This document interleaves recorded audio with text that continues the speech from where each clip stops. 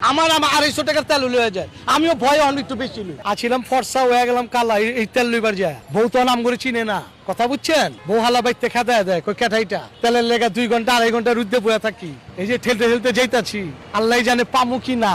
এই সরকারের মন্ত্রীরা কইবার লাগাইছে তেল আছে তেল আছে, হ্যাঁ রাহুক না রাস্তায়। হ্যাঁ সরকারি গাড়িতে তো অটো তেল হয়ে জায়গা, আমরা তো আর অটো তেল পাই নাই যে লাইন ধরে 2 ঘন্টা 2.5 ঘন্টা লাগায় তারপরে তেল পাই। মানে হারা তো এসি রুমে বয়া কইবার লাগাইছে যে ঠাটা কপালে রোদ, এই রোদের মধ্যে আমরা জুইলা পুইরা দেন আত্ম কি হয়েছে, কালা কুচকুচ হয়ে গেছি গা। অথচ সুইল দেখেন কত ফর্সা। মানে এগুলি কুয়া লাভ নেই ভাই, কষ্টের কথা, বহুত কষ্টে আছি। দোয়া করি আল্লাহ যাতে কষ্টতে উদ্ধার করে। তেলের দাম বাড়ে নেই আলহামদুলিল্লাহ, এদিক দিয়ে ঠিক আছি, এদিক দিয়ে সরকারে মানে ধন্যবাদ দেই, তেলের দাম বাড়ে নেই। করণীয় সমস্ত তেলের মধ্যে আর্মি দিয়ে দো, আর্মি দিয়ে দিলে ওরা অবশ্যই তেল দিব।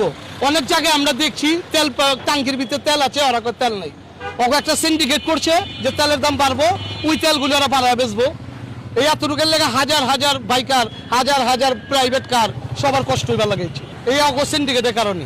সরকারের আরো কঠোর হওয়া দরকার, যেমন কঠোর হইছে দেখে দাম বাড়াইতে পারেনি। মাননীয় প্রধানমন্ত্রীর এটা ব্যক্তিগতভাবে আমি নিজে ধন্যবাদ দিই উনারে, উনার একমাত্র উনার জন্য আর তেলের দাম বাড়াইতে পারেনি।